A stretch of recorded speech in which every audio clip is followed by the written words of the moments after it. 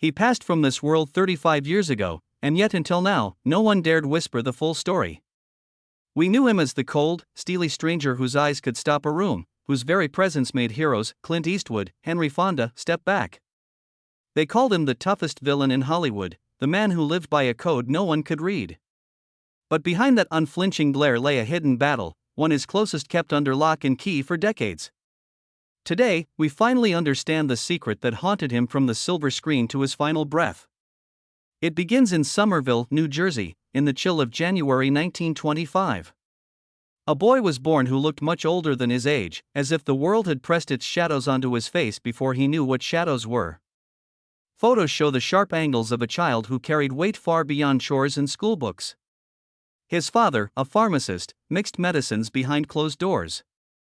His mother played piano softly at night, conjuring melodies that drifted through modest rooms and reminded him that beauty could exist even in hardship. They moved often, each new house a fresh stage where the boy felt like an outsider. Those early years to him were like wandering a crowded room where every laugh belonged to someone else. He was quiet, steady, but restless. Numbers appealed to him, lines on a ledger offered structure, a promise of safety. For a time, he worked in accounting, an unremarkable but honest career that anchored him. Yet when the world shifted under the thunder of war, the ledger could not shelter him. At just 17, he traded pen and paper for the rigid cadence of naval drills.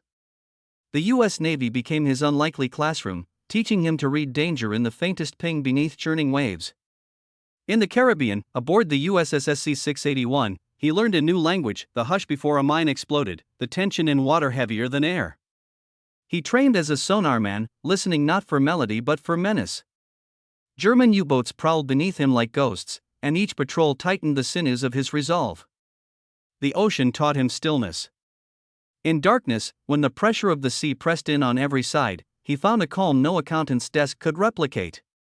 That calm would later become his greatest tool, a presence so immutable that mere silence felt like a threat. Aboard the USS Incredible, he stood on mine-clearing detail off the coast of southern France. Each steel drum they forced to the surface could have been a coffin. Yet when explosion rocked the decks, he did not flinch. His courage earned him the Bronze Star, but it also sealed a lesson: fear could be mastered but never fully erased. When the war ended and the Navy let him go, he carried with him the hush of the deep, the memory of salt spray at dawn, and the first hint of a man shaped equally by danger and discipline. Civilian life, by contrast, felt muffled. The war had burned away any sense of ordinary routine. He tried accounting again, then farming, then odd jobs, but his spirit chafed against the slow pace. He ached for something undefined, a spotlight, perhaps, or a script that let him channel the tension he had stored beneath the waves. A friend coaxed him onto a stage in Clinton. No technique, no training, just a man alone under lights. When he spoke his first line, the room leaned forward. He possessed a gravity no drama school could teach, a magnetism born in the steel of battle. Broadway came next, with Mr. Roberts and Henry Fonda. Directors took note. But it was Stanley Kramer who saw in him what few dared, not a star, but an elemental force. In High Noon, the studio executives suggested surgery, carve away the hooked nose, soften the jutting jaw, but he refused. He would not dilute what made him unmistakable. Though he lost the lead, he kept a silent role as Jack Colby, a one-scene henchman. No lines, just presence. The audience remembered him. By the early 1950s, westerns beckoned, and he answered as if called by destiny. Kansas City Confidential, The Lawless Breed, The Big Combo, each picture added to his legend. He blinked, sneered, and the camera stilled. It was a gift that doubled as a prison. Hollywood wanted its villain, its living scar on the landscape. His image appeared on posters more than his name appeared in lights. Directors knew what they needed, the man who froze audiences with a look. Yet fate had other ideas. In 1958, an accident on a family project cost him the tip of his middle finger. The missing joint became part of the mythology. He let directors frame close-ups to show the imperfection, a silent testament to survival. Then came another crash, this one in a winding California canyon. His body broke in two places, his career, too, seemed ready to shatter. Doctors warned he might never ride a horse again. For a Western actor, that prognosis was draped in finality. But he fought back with the same stubbornness that guided him through sonar school. Within 6 months, he was back in the saddle. Pain etched his every move, but he did not let the cameras slip him by. His home life frayed under the strain. A first marriage crumbled, bills stacked like tombstones, and the bottle became a brittle refuge from hurt that never truly healed. Still, in that darkness, persistence became his shield. In the end, it took a European visionary to see him anew. Sergio Leone offered him a role with a paycheck that felt unimaginable, and for the first time, he stood not behind but beside the hero. For a few dollars more, and then the good, the bad, and the ugly launched a second life. Suddenly, the man Hollywood had boxed in was free to roam cinematic landscapes once more. His barbed smile grew sharper, his eyes narrower, but once again beneath it all was the worship still calm that haunted each frame. Europe embraced him with a fervor he had never known in Hollywood's sun. Suddenly, theaters in Madrid and Rome buzzed with excitement whenever his name flickered beside Clint Eastwood's. Posters splashed his face across dusty streets, and magazines dissected every subtle twitch in his gaze. For the first time, his talent for silence and menace became celebrated as nuance and depth rather than simple villainy. Audiences sensed something legendary in his stillness, something forged in the depths of wartime peril. Even without dialogue, his presence spoke volumes about survival and broken promises. The gritty landscapes of spaghetti westerns felt like home, harsh, unforgiving, and open to reinvention. In Sergio Leone's frames, he found a second life, a place to sharpen his edge and redefine what a bad man on screen could be. Between 1966 and 1969, he starred in one spaghetti western after another: The Big Gundown, Day of Anger, Sabata, each performance twisting his cold glare into something shockingly sympathetic. European directors marveled at how he could convey a lifetime of regret with a single look, how his silent intensity turned dialogues into mere punctuation marks. Never one to rest on laurels, he experimented with genres too. Science fiction beckoned in Flight to Mars, where he traded horses for rocket ships, and by the early 80s he embraced martial arts in films like The Octagon, even tackling dystopian thrillers in John Carpenter's Escape from New York. Critics often dismissed these ventures as curiosities, but he saw them as survival tactics, proof that no box could contain his ambition. His filmography ballooned, and with every new credit came a reminder: he was adaptable, relentless, and still driven by that unspoken core of steel and vulnerability. Behind the scenes, though, the man the camera loved so much wrestled daily with shadows that no role could banish. Bills from studio calls, union paperwork, and legal filings piled up alongside unopened scripts. His first marriage collapsed under the weight of long absences and silent suffering. Money, once a simple ledger in youth, became a lifeline he struggled to maintain. Cupboards were empty more often than not, and the bottle offered a brittle comfort from pain that refused to loosen its grip. Friends remember him ordering another round just to silence tremors in his hands. Smoking stayed with him like a curse. The pipe he picked up in sonar school became a constant companion in hotel rooms and on deserted backlots. These private battles unfolded far from public view, even as his face loomed larger on cinema marquees. Off-screen, he sought refuge in art and family moments that felt genuine. He painted landscapes with earthy pigments, longing to capture a piece camera lights never permitted. His second marriage to Joan brought brief stability. She worked office hours so he could chase film sets, and they built a home where laughter occasionally broke the hush around him. But shadows returned. Divorce settled in 1974, leaving him with a sense of failure more crushing than any critique. When he met concert pianist Barbara years later, her music eased his soul. They married in '76, and for once, the world's harsh edges softened. In Oxnard, California, they carved out a quiet life of shared meals, afternoon walks, and art shows, far from the whir of film crews and the weight of expectations. Time, however, proved relentless. Decades of thin air in desert backlots, long days in suede boots, and the constant strain of stunts left his body a map of old injuries. Smoking scarred his lungs and invited bronchitis, while the steady chorus of aches reminded him of battles that had never truly ended. In his 50s, doctors discovered emphysema. In his 60s, a pacemaker became a necessity to keep his heart in rhythm. Yet with each diagnosis came another role to honor, another scene to film. He refused to retreat. On the master set in 1984, he delivered a final performance laced with the same resistless poise that had defined him since Somerville. His co-stars watched in awe as he stood tall, carrying unseen pain like a cloak. In December 1989, on a cold morning in Oxnard, California, he slipped away. The pacemaker kept time, but his heart finally stilled at 64 years old. News of his death rippled across continents. Nightclubs in Rome dimmed their lights, drive-ins in New Mexico held screenings to honor his legacy. Fans left wilted flowers at Forest Lawn where his grave reads simply, "Best of the Bad." It was an epitaph he wore with humility. Beneath the steely exterior had always been a man shaped by battle, burden, and resilience. His roles remain timeless reminders of a spirit that refused to break, but it wasn't until early 2024 that Lee Van Cleef's most guarded secret finally surfaced.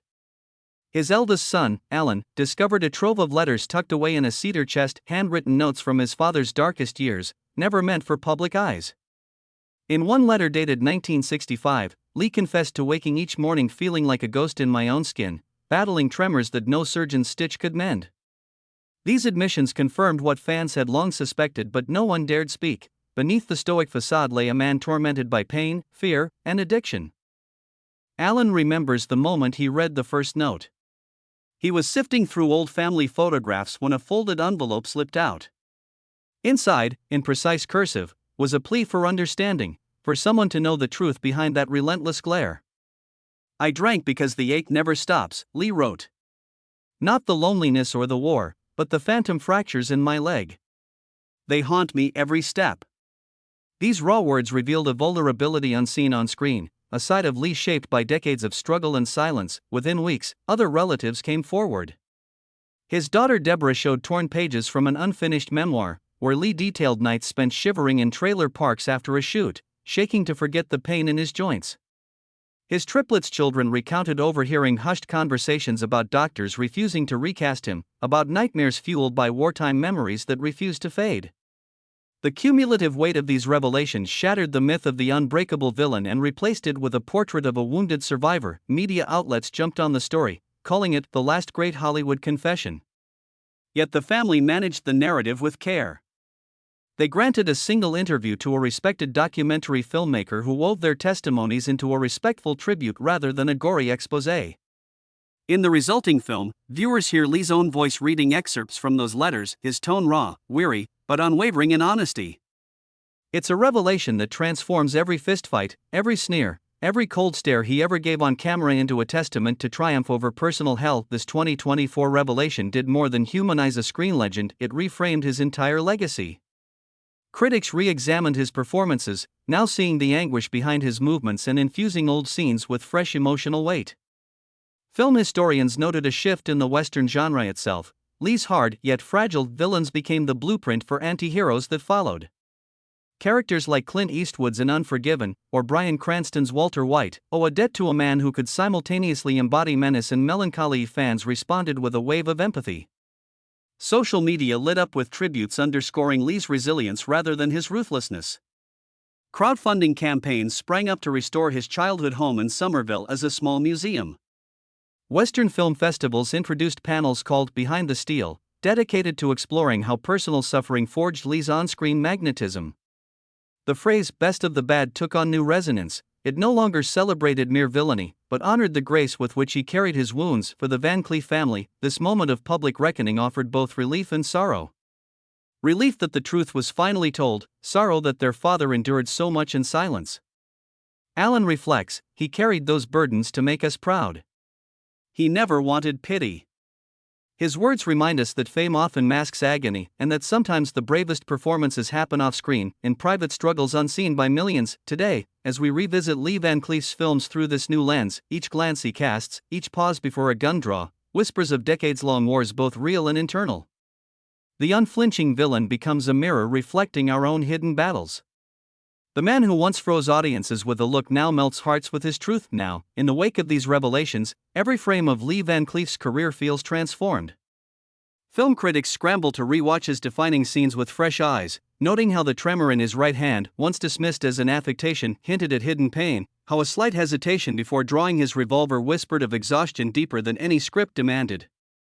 The iconic moment in The Good, the Bad, and the Ugly, where Angel Eyes stands alone on a dusty trail surveying his quarry, once read purely as menace, today it resonates as the weight of a man balancing fear and duty on a razor's edge. Viewers paused to dissect his wandering gaze, realizing it conveyed not just calculated malice but suppressed agony. Each wince beneath his stoic mask echoes letters he penned about phantom fractures and waking nightmares that refused silence. On social media platforms, comparisons flood film analysis groups. A cinephile blogger uploads a split-screen comparison of The Deadly Standoff in For a Few Dollars More, pointing out a faint flicker across Van Cleef's brow just before the camera cuts to Clint Eastwood. That split-second glance, once overlooked, emerges now as revelation. Directors including Quentin Tarantino, Martin Scorsese, and Alejandro González Iñárritu publicly acknowledge how Lee's potent blend of menace and humanity shaped their own complex anti-heroes. The archetype he forged, the villain's sorrow giving birth to brutality, echoes today from Heath Ledger's Joker to Bryan Cranston's Walter White. Without Van Cleef's hidden truth, these unforgettable characters might have remained mere archetypes rather than fully lived human beings. This reappraisal reaches beyond closed conferences and lecture hall debates. Fans who once cheered his signature sneer now speak in tones of compassion. A viral Facebook post juxtaposes two frames. First, Van Cleef's cold laugh during a stagecoach heist. Second, a single tear glinting in his eye as Blondie rides away in the final shot of The Good, the Bad, and the Ugly. Comments flood in. That tear still hurts. I always felt something was broken in his soul. This changes everything. At special screenings of digitally restored classics, audiences gasp when the new narration overlays Lee's own voice reading from those sealed letters. The room hums with empathy, and applause follows the hush that descends after a single line. I drank because the ache never stops. Cultural institutions seize this moment of collective reckoning. The Somerville Historical Society announces that Van Cleef's childhood home will become an immersive museum dedicated to his life and legacy. Display cases will hold replicas of his letters, his Navy-issued Sonnerman's logbooks, and childhood photographs showing that sharper, older face of a boy who felt too many burdens too soon. Visitors will cross a recreated set of the USS Incredible's sonar room, complete with low groans of water pressure and flickering lights simulating depth charges. A darkened gallery will project overlapping clips of his cowboy roles and intimate voiceovers of his private confessions. The exhibition sells out within days, propelled by both nostalgia and raw curiosity. Across film schools, Lee's legacy is now central to case studies in character work. Students examine how his silent pauses replaced dialogue, and how private suffering seeped into each gesture. His journey from sonar decks to spaghetti western sets stands as proof that resilience can become transformative art. Streaming platforms scramble to acquire rights to the new documentary. Titled Behind the Gaze, it weaves together family interviews, archival footage, and dramatic readings of his letters. The film's most moving sequence features Deborah Van Cleef reading her father's poem scrawled on hotel stationery during a bitter cold night in Spain. Her voice trembles as she recounts his line, "The wind cuts deeper than any bullet." She pauses. Silence fills the theater. Couples hold hands, and strangers wipe away tears. Viewers emerge calling his life story the greatest unscripted Western. Meanwhile, modern filmmakers admit they cannot conceive certain scenes without recalling Van Cleef's example. A stunt coordinator training actors for an upcoming Western anthologizes Van Cleef's cold entry in The Good, the Bad, and the Ugly finale. He insists on teaching actors how to channel genuine discomfort into posture, showing them footage of Lee's limp after his 1959 accident. Screenwriting classrooms assign essays on his complex moral code, debating whether Angel Eyes is villain or forced hero bound by circumstance and personal torment. This cultural resurgence lifts every performance into fresh focus. Even his small television roles, like Cherokee Bob in Tales of Wells Fargo or the detective Ed Murdoch, are revisited for signs of that same quiet intensity. Fans create annotated scripts marking every moment of silence, every frame shot lingering on his face.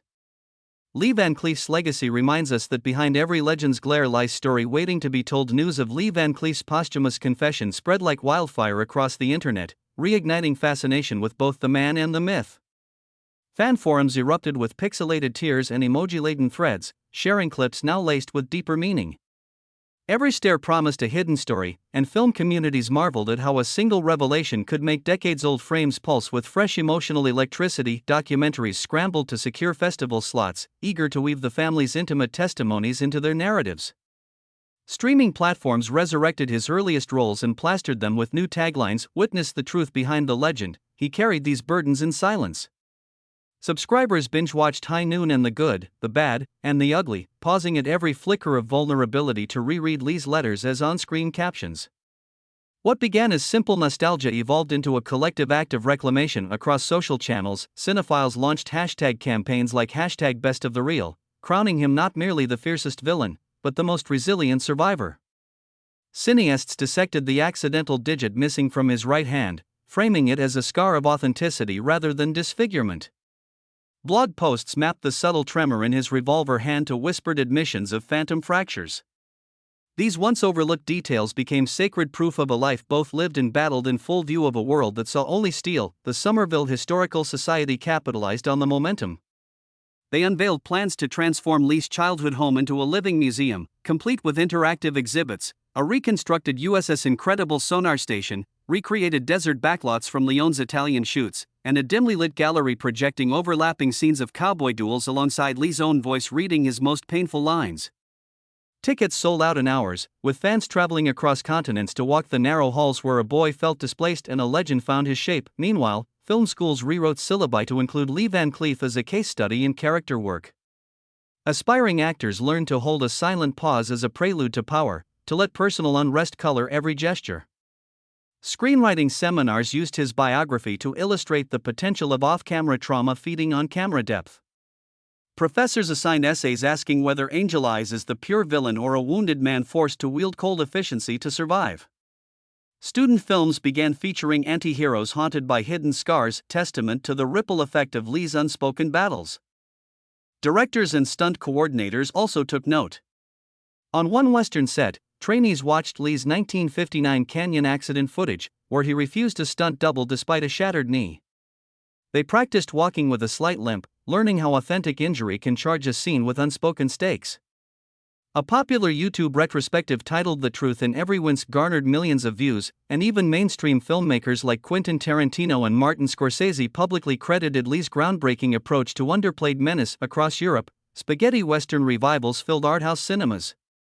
Sorbonne film students hosted all-night screenings, pairing Leone's films with readings of Lee's letters in translation. A Parisian bistro started serving Angel Eyes espresso with frothy crests resembling that familiar sneer in foam art. In Rome, a boutique label released a line of leather coats inspired by Lee's trench-layered costumes, while a Berlin gallery showcased charcoal portraits of his weathered face alongside quotes from his journal. I fear the silence more than the gunfire.